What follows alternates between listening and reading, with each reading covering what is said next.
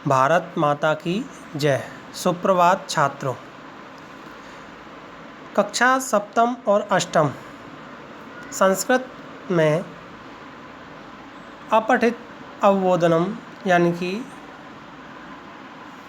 बिना पढ़ा हुआ गद्यांश एक प्रश्न आता है जो 5 नंबर का होता है। उसमें गद्यांश दे दिया जाता है, उसके प्रश्न उसके साथ होते हैं। उन प्रश्नों के उत्तर भी उसी गद्यांश से छांट करके लिखने होते हैं।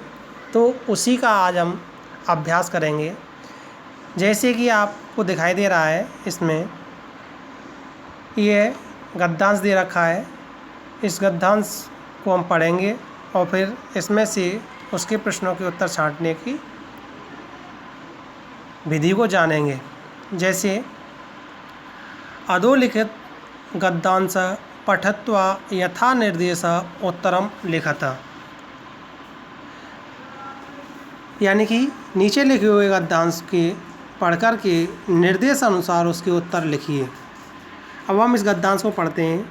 पुरा अयोध्यायां दशरथो नाम राजा आसीत्, तस्य त्रिस्त राज्ञा आसन्, कौशल्या, सुमित्रा, केकयी। दशरथस्य 4 पुत्रा आसन्। रामस्य माता कौशल्या आसीत्, भरतः, लक्ष्मणः, शत्रुघ्नः च अस्य अनुजा आसन्। भरतस्य माता केकयी आसीत्।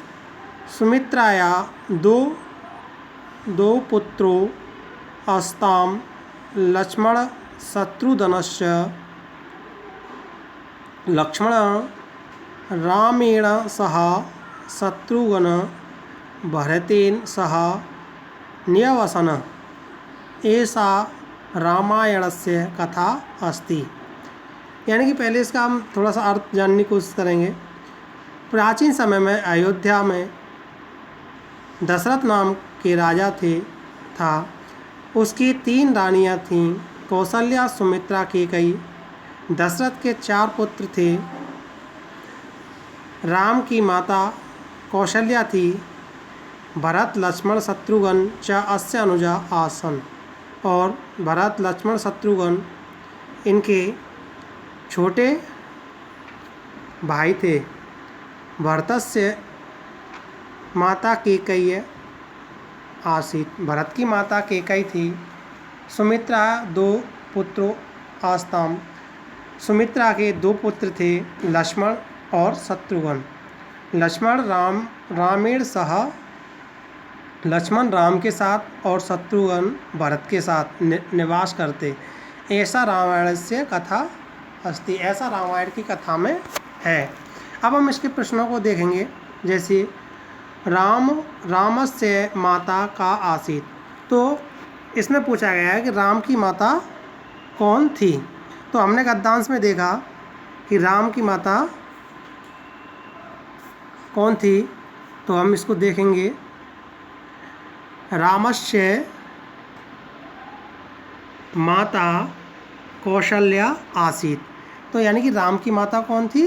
कौशल्या। तो इसका उत्तर हो जाएगा रामस्य माता का आसीत्, उत्तर कौशल्या। दशरथस्य कति पुत्रा आसन्, दशरथ के कितने पुत्र थे? तो हमने ऊपर पढ़ा दशरथ 4 पुत्रा आसन्, यानी कि दशरथ के 4 पुत्र थे।